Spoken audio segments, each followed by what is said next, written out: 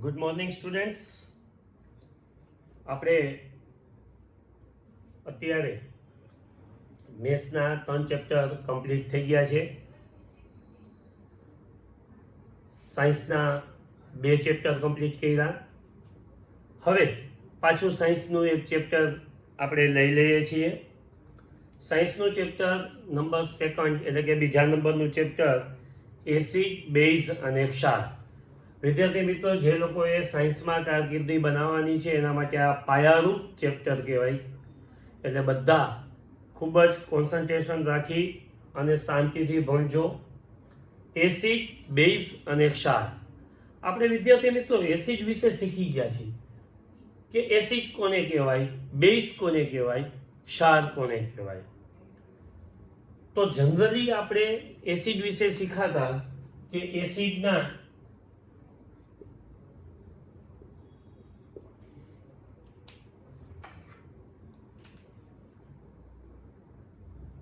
સામાન્ય ગુણધર્મો.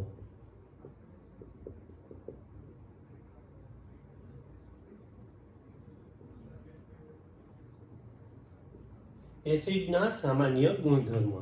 તો એસિડના સામાન્ય ગુણધર્મ કેવા છે? તો કે ભાઈ પહેલો ગુણધર્મ છે કે એસિડ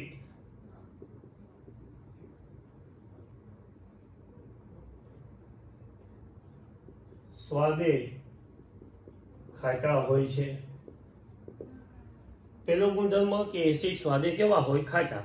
દાખલા તરીકે લીંબુનો રસ છે તો લીંબુનો રસ છે એસિડ છે, સ્વાદે કેવું છે? ખાટું છે. બહુ ઈચ્છા થાય તો ઘરે જઈને એસિડની એક ચમચી પી લેવી એટલે ખબર પડી જાય, પીતા નહીં હો. તો એ એસિડ સ્વાદે કેવું છે? ખાટું છે. પછી બીજો ગુણધર્મ, એસિડ ભીના ભૂરા લિટમસ પત્રને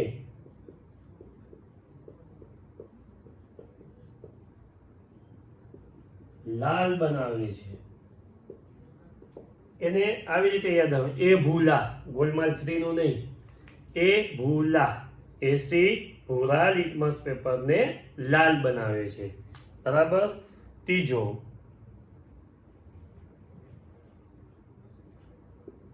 તે બેઝ સાથે પ્રક્રિયા કરી ક્ષાર અને પાણી બનાવે છે. બેઝ સાથે પ્રક્રિયા કરીને શું બનાવે છે? ક્ષાર અને પાણી. દાખલા તરીકે HCl છે, એસિડ છે, એને OH સાથે પ્રક્રિયા કરે એટલે તમારામાં ઓછું છે E એટલે કે NaCl, મીઠું, અને પાણી છૂટું પડે છે. બરાબર છે.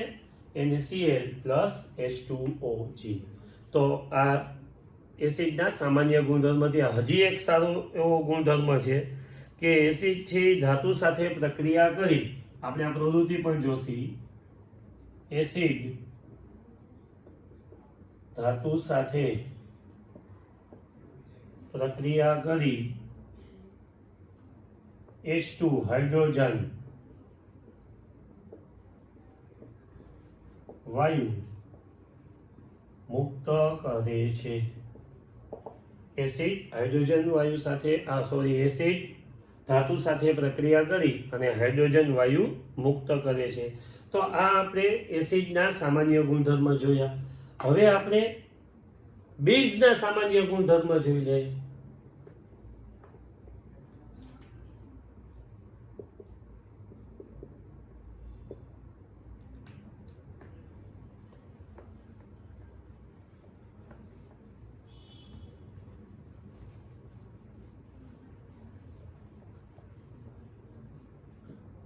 બેઝ હોય ને, બેઝ જેમ એસિડ સ્વાદે ખાટા હતા એમ બેઝ છે સ્વાદે કેવા હોય છે?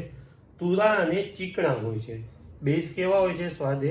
તો કે તુરા અને ચીકણા હોય છે. બેઝ સ્વાદે તુરા અને ચીકણા હોય છે.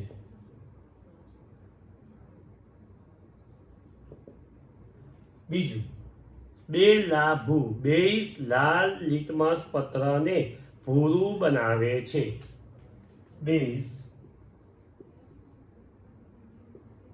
લાલ લિટમસ પેપરને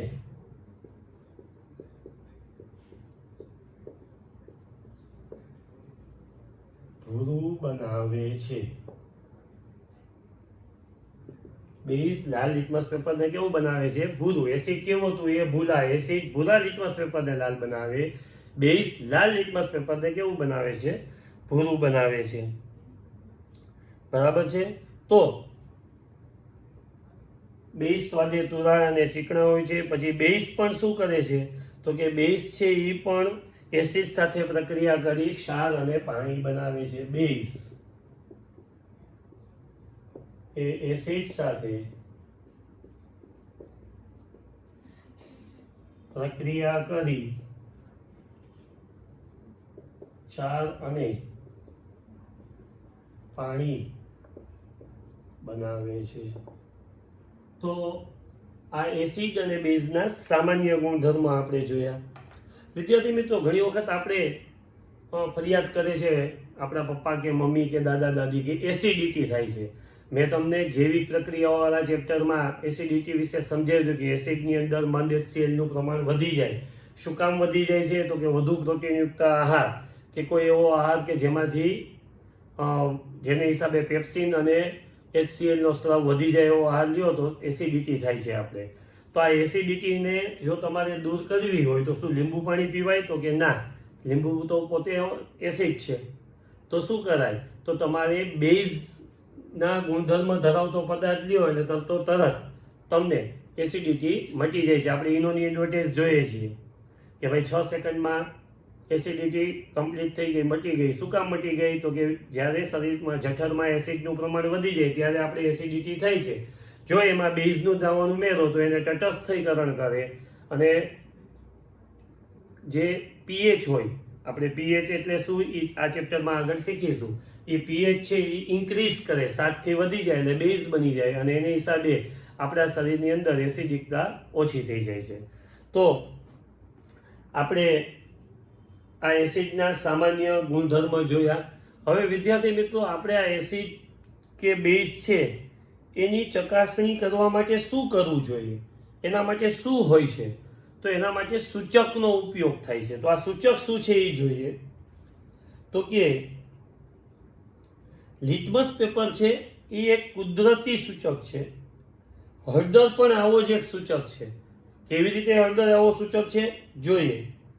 કે સફેદ કપડા ઉપર આપણે જો કઢીનું ડાઘ પડી જાય, દાળ કે કઢીના ડાઘ પડી જાય, બરાબર છે, ત્યારે આપણે ડાઘા ઉપર સાબુ, જે સ્વભાવમાં કેવો છે? બેઝિક છે, બેઝના ગુણધર્મ ધરાવે છે સાબુ, તેને ઘસવાથી ડાઘો લલાશ પડતા કથ્થાઈ રંગનો બને છે. જ્યારે કપડાને વધુ પડતા પાણીમાં ધોવામાં આવે તો પાછો એ પીળા રંગમાં ફેરફાર થઈ જાય છે.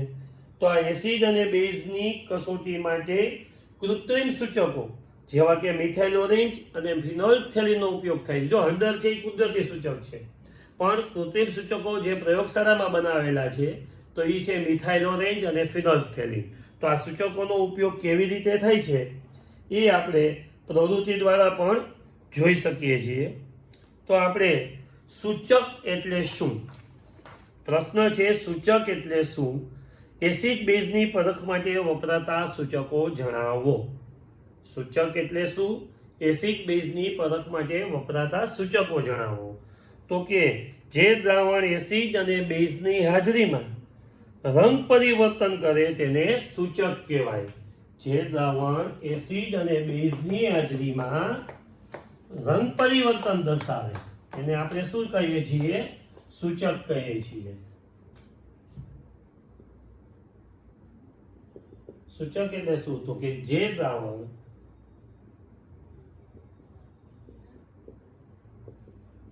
એસિડ અને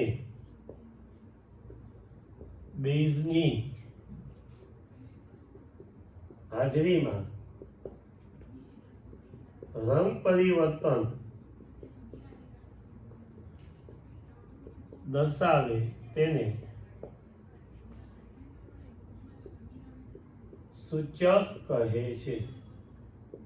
જે દ્રાવણ એસિડ અને બેઝની હાજરીમાં રંગ પરિવર્તન દર્શાવે એને આપણે શું કહેવાય?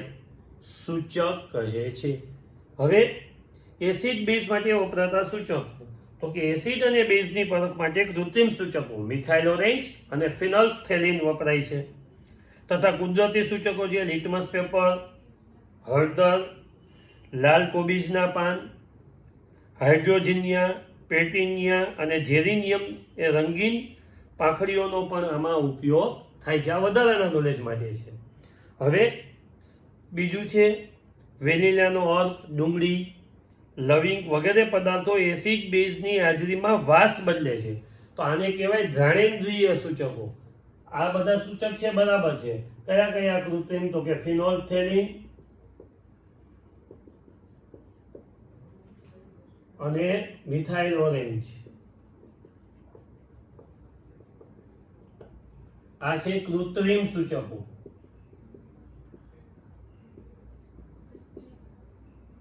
કુદરતીમાં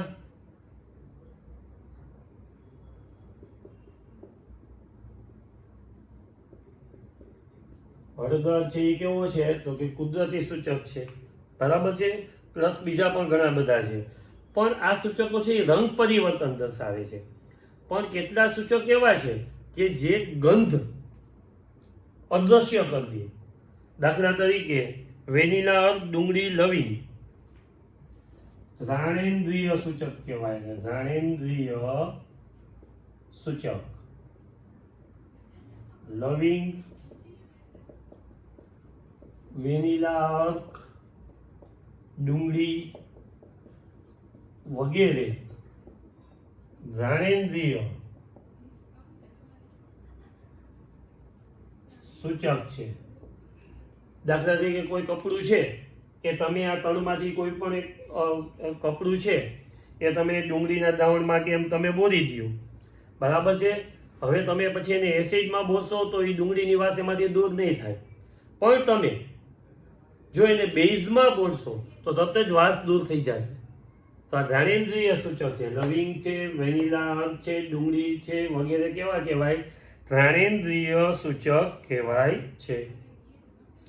હવે એક ટેક્સ્ટબુકમાં સરસ મજાની પ્રવૃત્તિ આપી છે કે એસિડ બેઝના રાસાયણિક ગુણધર્મોની સમજ. એસિડ બેઝના રાસાયણિક ગુણધર્મોની સમજ. તો એના માટે શું પ્રવૃત્તિ આપી છે એ આપણે જોઈ લઈએ.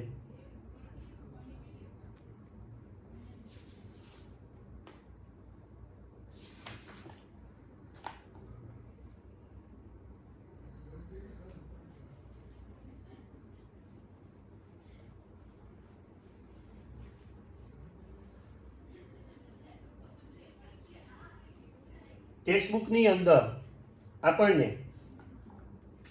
ભૌતિક ગુણધર્મો તો આપણે એસિડ અને બેઝના જોયા. હવે આપણે એસિડ બેઝના રાસાયણિક ગુણધર્મોની સમજ મેળવવાની છે. તો એના માટે પહેલું એસિડ બેઝના રાસાયણિક ગુણધર્મોની સમજ મેળવવા માટે એને એક સરસ મજાની પ્રવૃત્તિ આપી છે. શું પ્રવૃત્તિ આપી છે? જોઈએ કે વિજ્ઞાનની પ્રયોગશાળામાં નીચે દર્શાવેલા નમૂના એકઠા કરો. એક છે હાઇડ્રોક્લોરિક એસિડ, હાઇડ્રોક્લોરિક એસિડ જેને આપણે શેના વડે ઓળખીએ છીએ? HCl. પછી છે સલ્ફ્યુરિક એસિડ,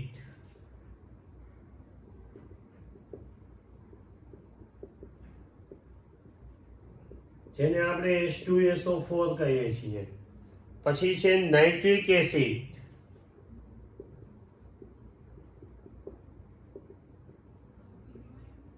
HNO3. પછી એસેટિક એસિડ,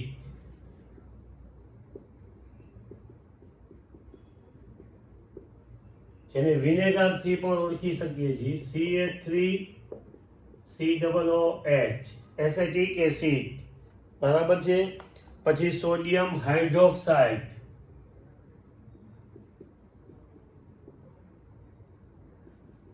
મેં તમને પેમ્પલેટ આપેલું છે જેમાં બધા સૂત્રો અવેલેબલ છે જ. એ પેમ્પલેટમાં અપડેટ પણ થતા રહેજો અને નવા નવા સૂત્ર ઉમેરતા રહેજો. સોડિયમ હાઇડ્રોક્સાઇડ, NaOH, પછી calcium hydroxide,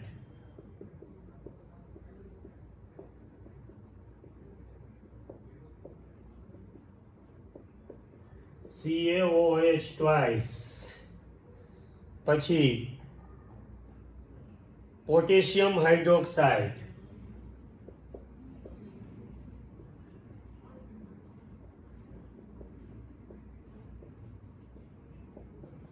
KOH, magnesium hydroxide, MgOH twice, magnesium hydroxide, ammonium hydroxide,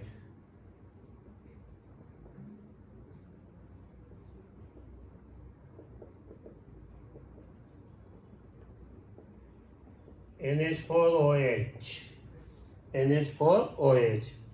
હવે જુઓ, આ બધા નમૂનાઓ છે એ આપણે એકઠા કરવાના છે. આ દ્રાવણ પૈકી દરેકનું એક એક ટીપું વોચ ગ્લાસ ઉપર મૂકવાનું. આ બધા દ્રાવણનું એક એક ટીપું અલગ અલગ વોચ ગ્લાસ ઉપર આપણે મૂકવાનું અને સૂચકોની મદદથી તેની કસોટી કરવાની. સૂચકની મદદથી કસોટી કરશો તો જો આ પદાર્થ છે લાલ લિટમસ પેપર છે, આ HCl છે, એમાં લાલ લિટમસ પેપર એ ટીપા ઉપર જે વોચ ગ્લાસમાં HCl મૂક્યું છે એમાં જો તમે લાલ લિટમસ પેપર ઉપર મૂકશો તો લાલ લિટમસ પેપરમાં કોઈ રંગ પરિવર્તન થશે નહીં.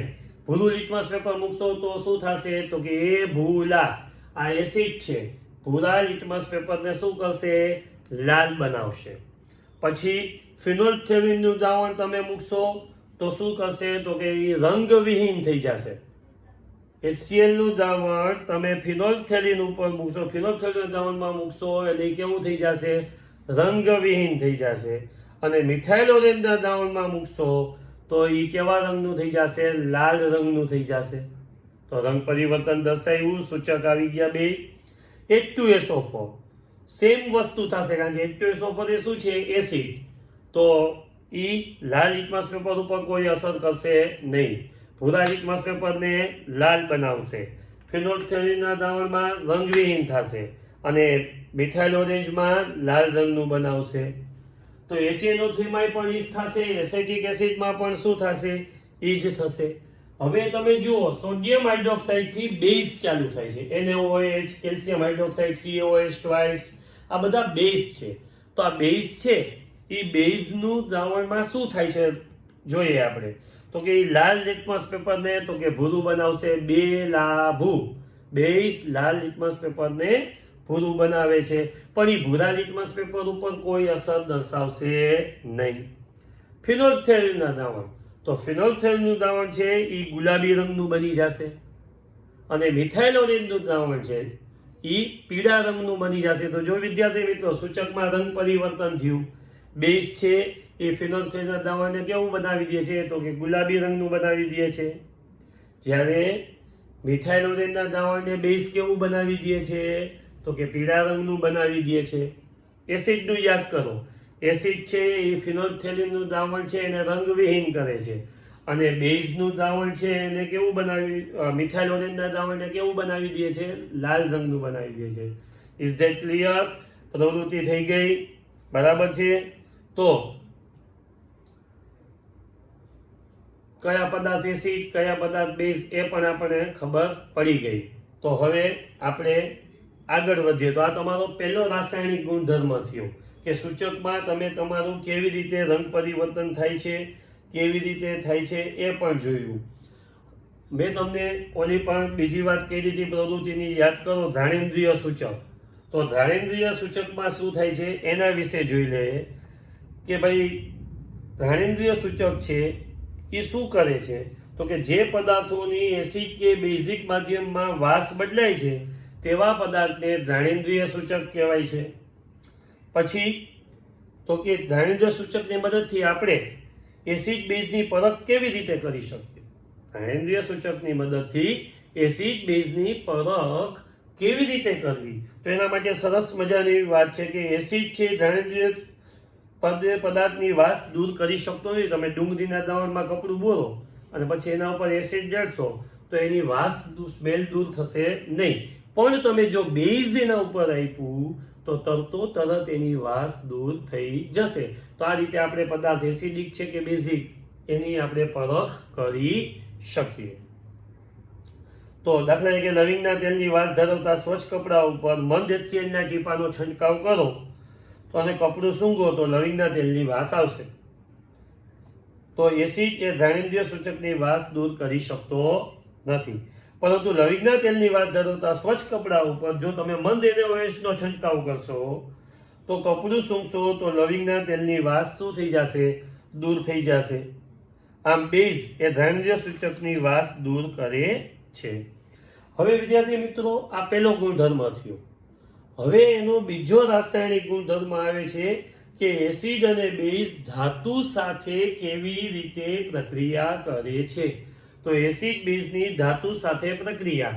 જો વિદ્યાર્થી મિત્રો બોર્ડમાં ઘણી વખત આમ પૂછાય હાઇડ્રોજન વાયુની બનાવટ.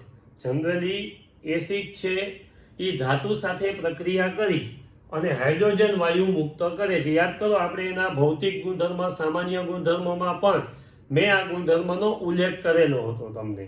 તો આપણે જોઈએ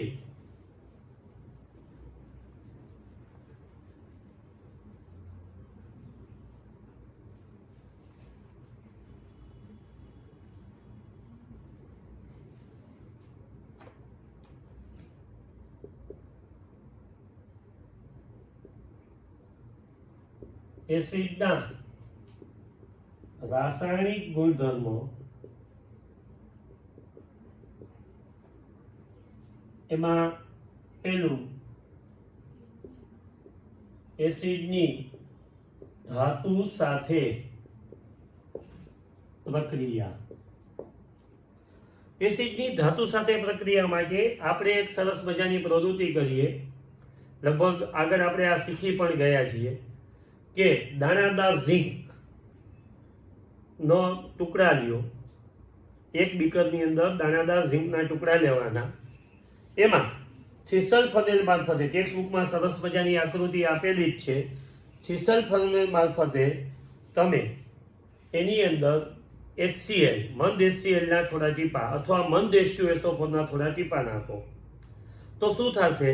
તો કે તરત તેની સાથે પ્રક્રિયા કરી અને હાઇડ્રોજન વાયુ મુક્ત થશે. બોર્ડ ઉપર હમણાં તમને સમીકરણ લખી અને સમજાવું. જોઈ લે. એક કસકડીમાં 0.5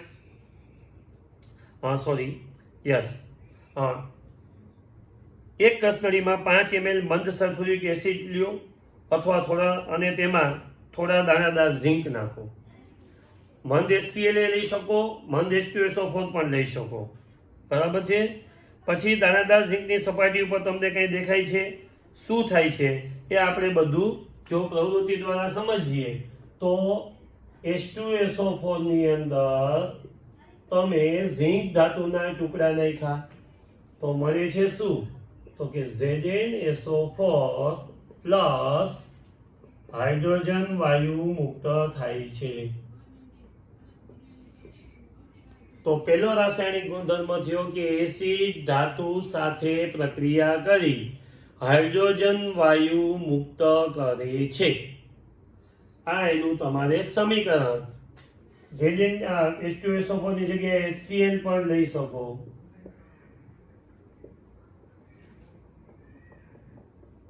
પ્લસ હાઇડ્રોજન વાયુ. સમીકરણ બેલેન્સ અહીં 2 HCl છે તો અહીંયા 2 HCl કરવા માટે બગડો આગળ દેવો પડે. બરાબર છે. તો હાઇડ્રોજન 2 થઈ ગયા, હાઇડ્રોજન 2, ક્લોરીન 2 થઈ ગયા, Zn1 થઈ ગયું સમીકરણ બેલેન્સ. આ હાઇડ્રોજન વાયુ મુક્ત થઈ ગયો. ક્લિયર? તો એસિડ છે એ ધાતુ સાથે પ્રક્રિયા કરી શું કરે છે? તો કે હાઇડ્રોજન વાયુ મુક્ત કરે છે. એસિડ ધાતુ સાથે પ્રક્રિયા કરી શું કરે છે? તો કે હાઇડ્રોજન વાયુ મુક્ત કરે છે. તો આ એસિડનો રાસાયણિક ગુણધર્મ થયો. હવે બીજો ગુણધર્મ આપણે જોઈએ તો આઈ થિંક સો 20-25 મિનિટ જેવું થઈ ગયું છે. તો આપણે નેક્સ્ટ લેક્ચરમાં આના બીજા ગુણધર્મ જોશી. બધા ગુણધર્મ રાસાયણિક ગુણધર્મ એક સાથે લખી અને પાકા કરવા પડશે. Is that clear? બીજું વિદ્યાર્થી મિત્રો, ખાસ તમને એક અપીલ કરવાની છે કે આપણી ચેનલ ચંદન ઇન્સ્ટિટ્યૂટને આપ સબસ્ક્રાઇબ કરાવજો વધુને વધુ, કે જેથી 1000 સબસ્ક્રાઇબ થઈ જવાથી આપણે યુટ્યુબ ઉપર લાઈવ લેક્ચર પણ કરી શકશી અને આપણે સામસામા ઇન્ટરેક્શન પણ કરી શકશી. તો બધા ચંદન ઇન્સ્ટિટ્યૂટને સબસ્ક્રાઇબ કરાવજો. Thank you.